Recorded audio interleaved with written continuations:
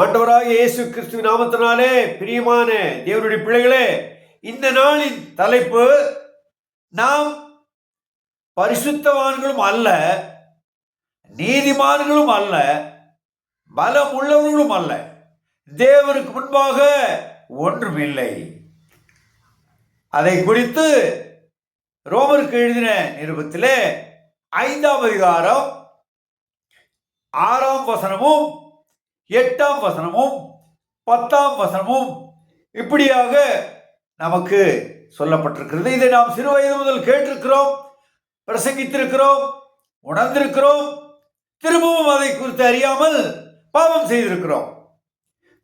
6ஆம் வசனத்திலே நாம் பலவீனராய் இருக்கையில் கிறிஸ்து நமக்காக மரித்தார் என்றும், 8ஆம் வசனத்திலே நாம் பாவிகளாய் இருக்கையில் கிறிஸ்து நமக்காக மரித்தார் என்றும் அவருடைய அன்பை விளங்க பண்ணுகிறார் என்றும் நாம் வாசிக்கிறோம். 10ஆம் வசனத்திலே நாம் தேவனுக்கு விரோதமானவர்கள், சத்துருக்கள் என்று சொல்லி நாம் வாசிக்கிறோம்.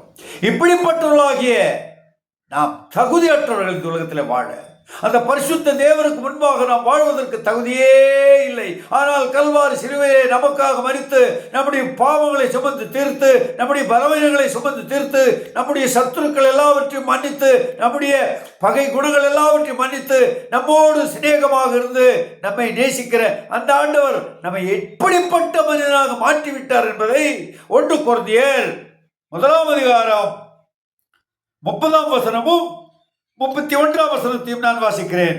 அந்தபடி நீங்கள் அவராலே கிறிஸ்து இயேசுவுக்கு உட்பட்டு இருக்கிறீர்கள். எழுதியிருக்கிறபடி மேன்மை பாராட்டுகிறவன் கர்த்தரை குறித்தே மேன்மை பாராட்டத்தக்கதாக அவரே யார்? ஆண்டவராக இயேசு கிறிஸ்துவே தேவனால் நமக்கு ஞானமும் நீதியும் பரிசுத்தமும் மீட்புமானார்.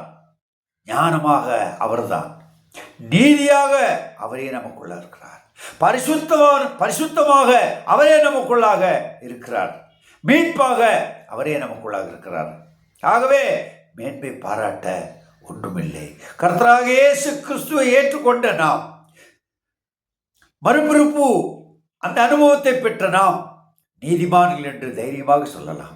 என்னிடத்திலே பாவம் இல்லை, அவர் சுமந்து தீர்த்தார் என்று சொல்லி தைரியமாக சொல்லலாம். நான் பலவீனமாக உலகத்தில் இருந்தாலும் நான் பலவான் என்று தைரியமாக சொல்லலாம். இப்படிப்பட்ட ஒரு வாழ்க்கை, கர்த்தரை தெய்வமாக கொண்ட ஜனங்கள் பாக்கியவர்கள். அப்படி வாழ தேவன் நம்மை உபயோகப்படுத்தட்டும், ஆசீர்வதிப்பாராக. ஆமென்.